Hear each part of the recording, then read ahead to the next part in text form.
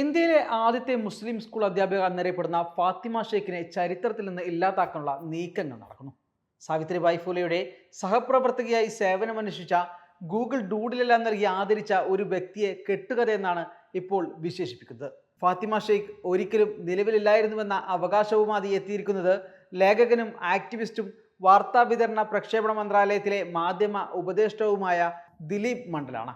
മുൻപ് ഹിന്ദുത്വ രാഷ്ട്രീയത്തെ നിശിതമായി വിമർശിച്ചിരുന്ന ദിലീപ് അടുത്തിടെ വിമർശനത്തിന്റെ ട്രാക്ക് മാറ്റിയിരുന്നു. പിന്നാലെയാണ് 2024 ഓഗസ്റ്റിൽ INB മന്ത്രാലയത്തിലെ മാധ്യമ ഉപദേഷ്ടാവായി എത്തുന്നത്. ഇപ്പോഴിതാ മുസ്ലിം സമുദായത്തിന് ആകെ അഭിമാനിക്കാവുന്ന ഒരു വനിതയെ ചരിത്രത്തിൽ നിന്ന് അടർത്തി മാറ്റാനുള്ള ശ്രമം നടക്കുന്നു.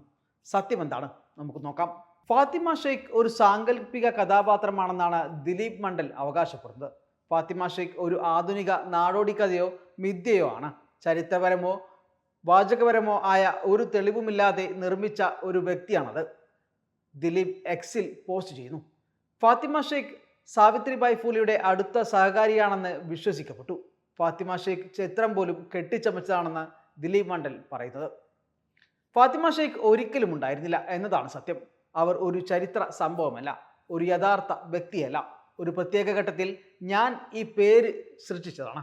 അവരുടെ ഫോട്ടോ പോലും വ്യാജമാണ്.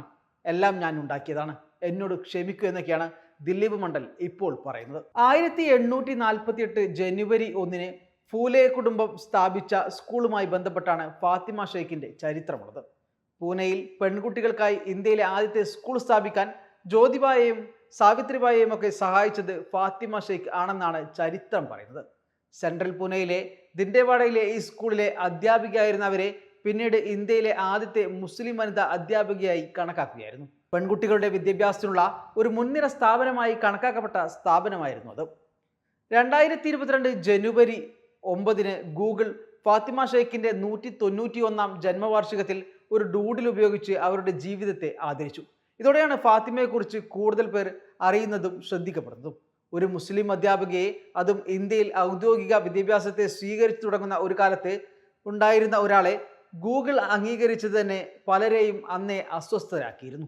എന്നാൽ 2022 മുമ്പ് ഗൂഗിൾ സെർച്ചുകളിൽ ഫാത്തിമ ഷെയ്ഖിനെ കുറിച്ച് പരാമർശങ്ങളൊന്നും ഉണ്ടായിരുന്നില്ലെന്നും ലേഖനങ്ങളോ പുസ്തകങ്ങളോ പരാമർശങ്ങളോ ഇല്ലെന്നുമാണ് ദിലീപ് മണ്ഡലിന്റെ അവകാശവാദം. പക്ഷെ ചരിത്രം എന്നത് ഗൂഗിൾ സെർച്ചുകളിൽ മാത്രമുള്ള ഒരു കാര്യമല്ലല്ലോ. ഫാത്തിമയെക്കുറിച്ച് ചരിത്രപരമായ ഒരു പരാമർശം കാണാവുന്നതാണ്. ഗവേഷകനായ MG മാലി എഡിറ്റ് ചെയ്ത 1988 മഹാരാഷ്ട്ര രാജ്യ സാഹിത്യ ആനി സംസ്കൃതി മണ്ഡൽ എന്ന സംസ്ഥാന സർക്കാർ പ്രസിദ്ധീകരിച്ച സാവിത്രിബായി ഫൂലെ സമഗ്ര വാഗ്മയ് എന്ന പുസ്തകത്തിലുള്ള സാവിത്രിബായി ഫൂലെ തന്റെ ഭർത്താവ് ജ്യോതിറാവ് ഫൂലെക്ക് എഴുതിയ ആ കത്തിലാണ് ഫാത്തിമയെക്കുറിച്ച് പരാമർശമുള്ളത്. സത്താറ ജില്ലയിലെ നൈഗാവ് ഗ്രാമത്തിൽ രോഗബാധിതയായി സുഖം പ്രാപിക്കുമ്പോൾ 1856 ഒക്ടോബർ 20 സാവിത്രിബായി ഒരു കത്തിൽ ഇങ്ങനെ എഴുതി: പൂർണ്ണമായി സുഖം പ്രാപിച്ചു കഴിഞ്ഞാൽ ഞാൻ ഉടൻ പൂനെയിലേക്ക് എത്തും. വിഷമിക്കണ്ട, ഫാത്തിമക്ക് ഭാരമായിരുന്നിരിക്കണം, പക്ഷേ അവൾ ഒന്നും പരാതിപ്പെടില്ല എന്നായിരുന്നു ആ വാക്കുകൾ.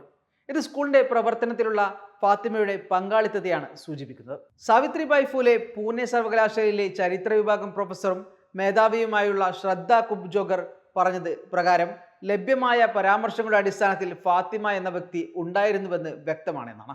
അന്തരിച്ച എഴുത്തുകാരൻ ഹരിനാർക്കയും MG മാലിക്കുമായുള്ള ആശയവിനിമയത്തിനിടെ താൻ കൂടുതൽ വിവരങ്ങൾ അന്വേഷിച്ചെങ്കിലും പരിമിതമായ വിവരങ്ങൾ കണ്ടെത്തിയെന്നാണ് അവർ വ്യക്തമാക്കുന്നത്.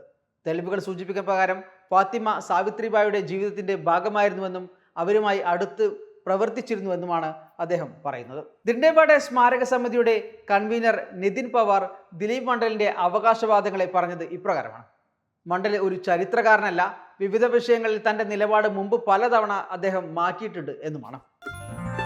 Way2Nikah.com, the exclusive Muslim matrimonial site.